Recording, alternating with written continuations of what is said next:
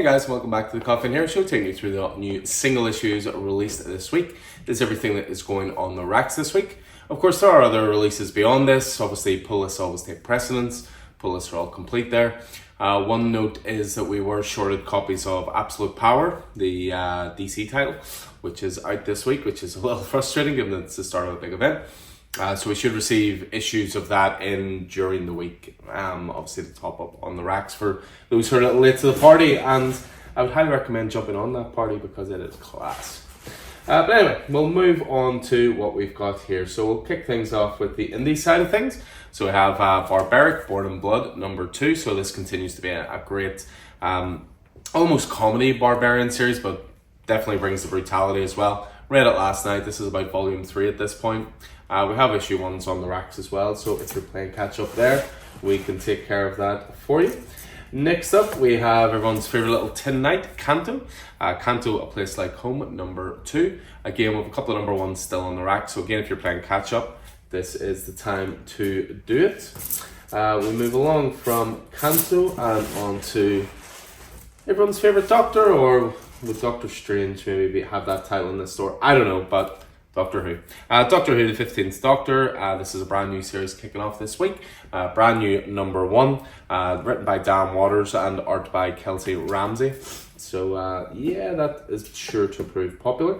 Next up, I was really impressed by this. As if you can't tell, I've pretty much finished my pull list this week, which must be some kind of miracle having it done by New Comic Book Day, but there you go. This is called Free Agents. So this is to do with a superhero, an off-world superhero team who find themselves on Earth and are not quite sure what to do next. Really good stuff. It's written by industry legends Kurt Busiek and Fabian Nicieza, and Stephen Mooney on art as well, so it looks gorgeous. What I would also say is that it's a $4 book and it's 40 pages, uninterrupted, no ads. Really good issue 1, again, highly recommended. Next up, we have Gunslinger Spawn, where as far as issue 33, Todd McFarlane continues to pimp out the Spawn titles. We move on from there and on to another Spawn title, which is Sam and Twitch, where as far as issue 4, I believe this one's just running for 5 issues. So issue 4 here for that one. We move on from that title and on to Scarlet. This is, of course, one of the latest Energon Universe titles, where as far as issue 2, and again, great stuff, read that last night. Just love me some spy stuff. Next up, we have Sonic the Hedgehog, where as far as issue 70, Sonic stuff always proves popular in store. So, you know, everyone's favourite fast-running hedgehog. On from there, we have Space Ghost, number 3. Again, read this last night. David P. Post doing great work on this. Jonathan Lau's art is pretty spectacular as well. So, issue 3 for that. We have another Spawn title. It's a 3 for this week with Spawn. We have Spawn the Scorched. John Layman's taken over writing duties on this, and Steven Segovia on art. Away from Spawn and on to Thundercats. So Thundercats Chitara, this is the first spin-off from Declan Shalvey's massive relaunch for Thundercats. Highly recommended as well. Again, read it last night. Really good issue detailing Chitara at a younger age, how she sort of came to be. You know, you've Lano at a younger age. It's really good stuff that really enjoyed that, and it's brought into good context by how the last issue ended as well. Next up, we have Walking Dead Deluxe number 92. So keeps on chugging along. We are nearly at the halfway point. Once we hit 97, we're at the halfway point of this Odyssey. 92 is a significant issue as well, as it has the first appearance of a character called Jesus. And then we finish off with Exo Manowar Invictus, so issue 2 of the Valiant Exo Manowar stuff.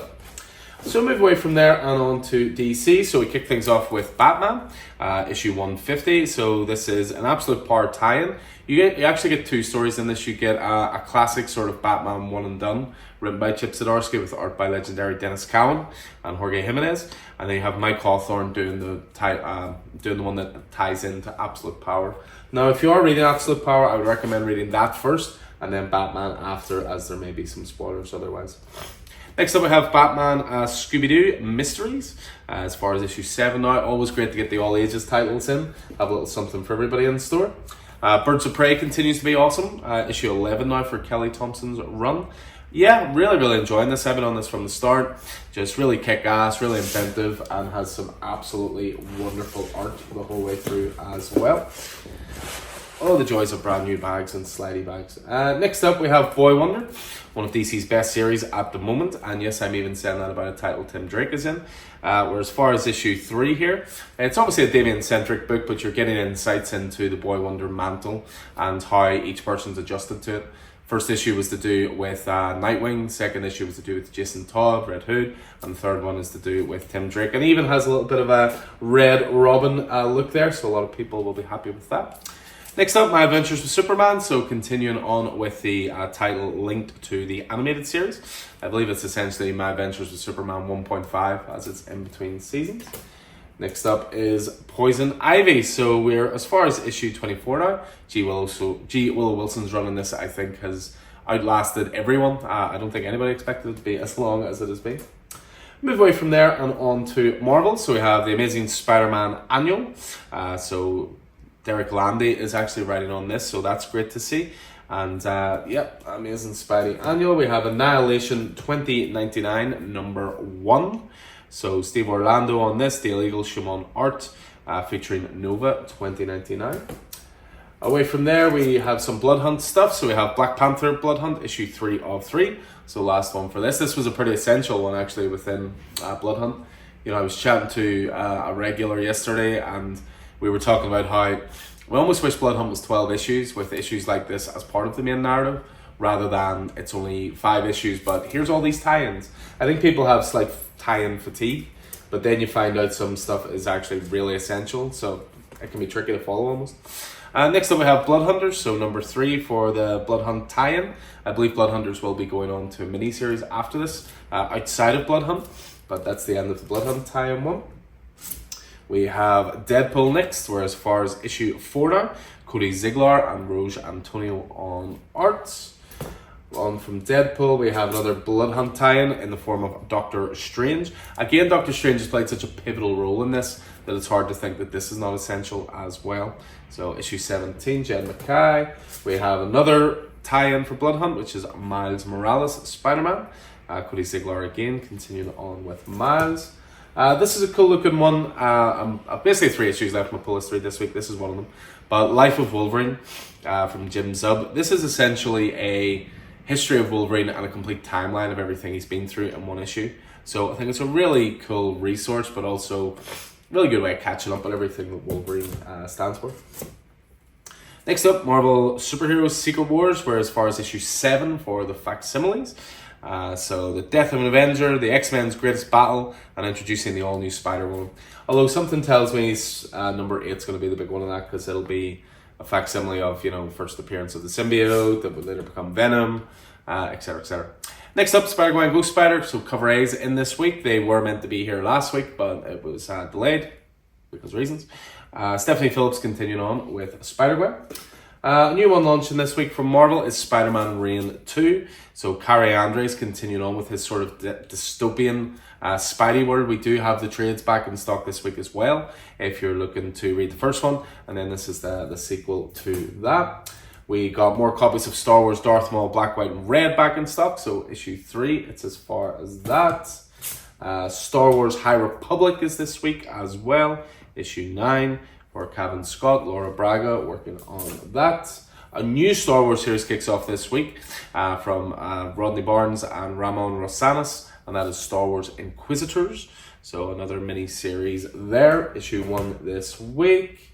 And I think from there we have 2 more Marvel titles. No, we don't. We have about 5 more Marvel titles, Alan. What are you talking about? We have Venom number 35. So continuing to lead to the Venom War that is upcoming. We have Werewolf by Night, a one-shot that links into Blood Hunt as well. Though there is another Werewolf by Night title coming up in the future, but it's not linked to Blood Hunt. We have Wolverine Deep Cut, the start of a new mini-series from Chris Claremont. So going into some classic timelines there. We have X-Men Magic. This should have been in last week. This again is a Blood Hunt one-shot tie-in. Again was delayed due to reasons, but is in this week. And we have one last one, I believe, from Marvel, which is X-Men Psylocke. And again, another one-shot, which is linking into Blood Hunt. And then we finish off with the variant side of things. Sorry, I'm doing things in reverse this week. So we have X-Men Psylocke at number 1. So we've just shown off the cover A there. This is the Peach Momoko variant cover for that.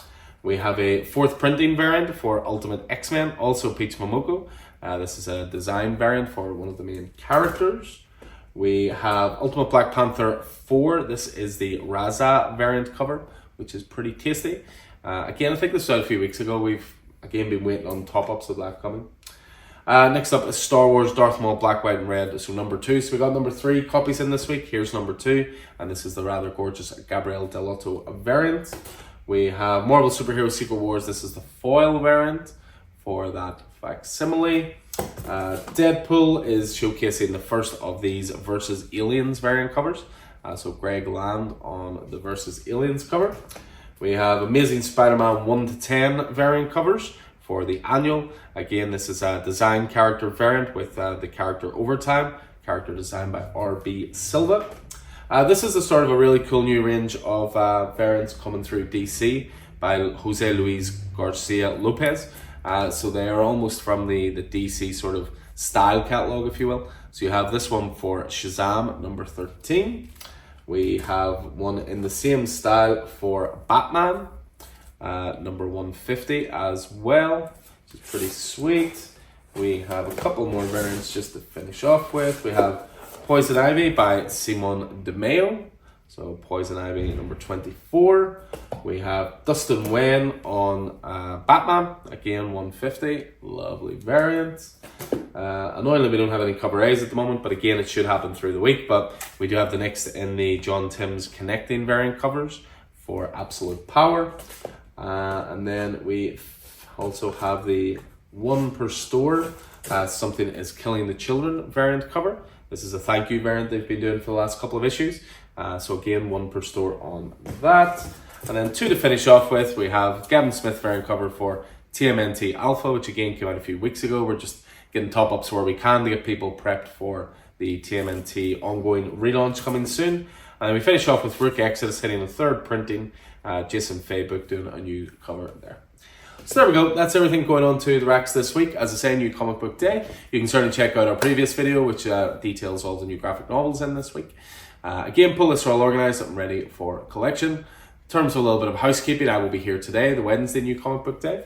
But Vic and I will be picking up the keys to our new house that we've bought. So I will not be here the next few days. It'll be Chris back for Thursday, Friday and Saturday. So anyway, as ever, hope you enjoyed this, guys. Hope it's good keeping you up to date on these things.